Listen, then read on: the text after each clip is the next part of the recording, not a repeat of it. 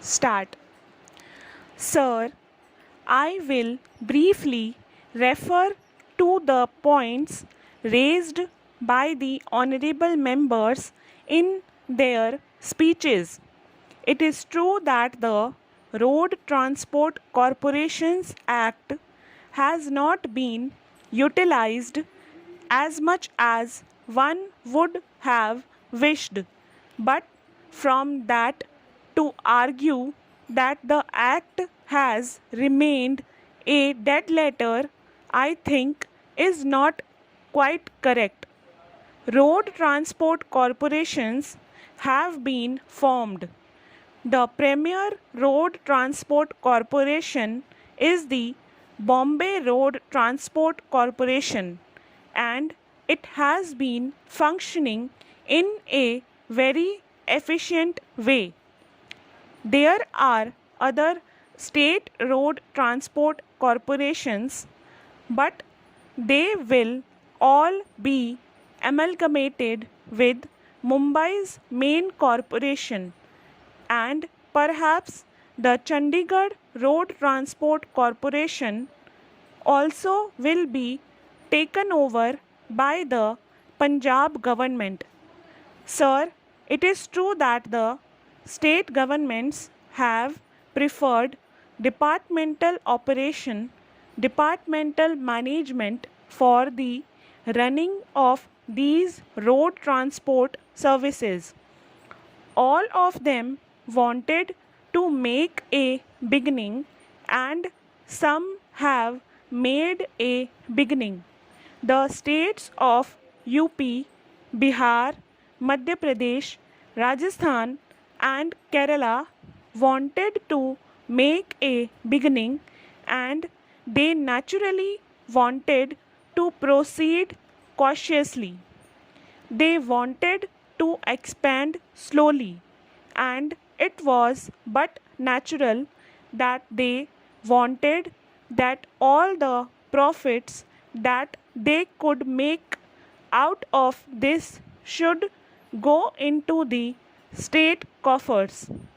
When a corporation is formed, naturally there is central participation, and it was also envisaged that private operators might also share in the capital and become part of this corporation, though it has not materialized. The state governments thought that they had better keep the center away from this business so that they could run this undertaking themselves, so that whatever profit they are able to make, they could have for themselves. I, for one, shall not quarrel with such an intention. Perhaps if I had been in the state setup, I would have done the same thing. Now, a situation has arisen when the state governments find themselves almost at the tether's end. They want more and more capital to be sunk in these undertakings, and it is not easy for them to find this capital. So, this question was gone into by the Planning Commission in consultation with the Ministry of Transport, and also in consultation with the Ministry of Railways. The railways are willing to participate in these road transport undertakings because this participation of railways in the state undertakings obviates any difficulty with reference to the road rail competition. At present, there may not be any question of road rail competition. There may not be any question of competition. There may be some competition over particular routes and in particular areas, but as a whole, there is no competition. But it may not be so forever. A day may come when one form of transport may undercut another form of transport. Now, if you run the road transport services by means of a corporation, you immediately avoid the prospect of such a cutthroat competition on any date in the future, and it is for this reason that the railways are willing to participate and share in the capital of these road transport corporations. They have already done so in all these corporations.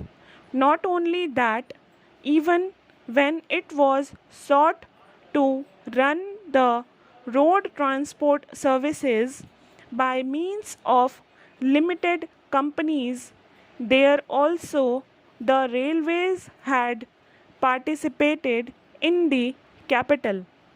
In fact, when the question arose as to how the railways should help by augmenting the capital of the UP transport undertaking, the railways were willing even then to participate, even though it was departmentally run undertaking, but legally it was not found possible.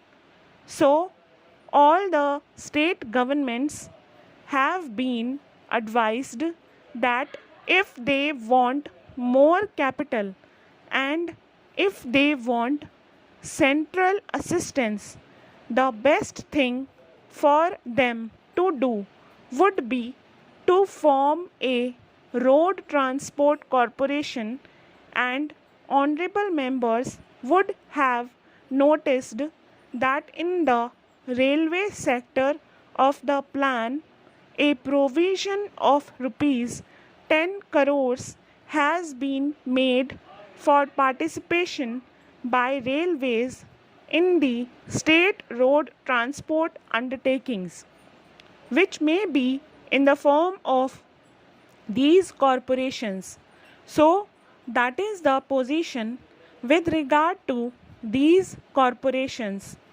As I said in my opening speech, we were told that the Karnataka government is also willing to form a road transport corporation.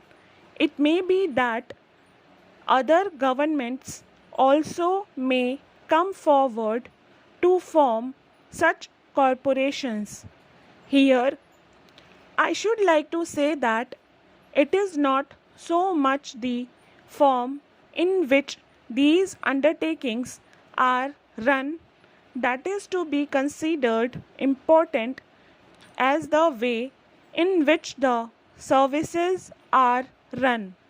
Here are two honorable members, one from the state of UP and another from the state of Kerala, telling us the respective road transport services which are managed departmentally in their two states are running fairly efficiently.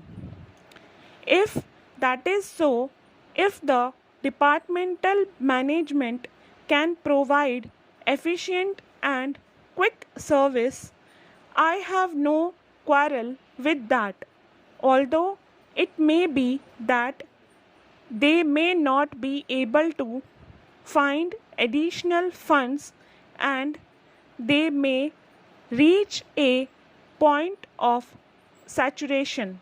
Stop.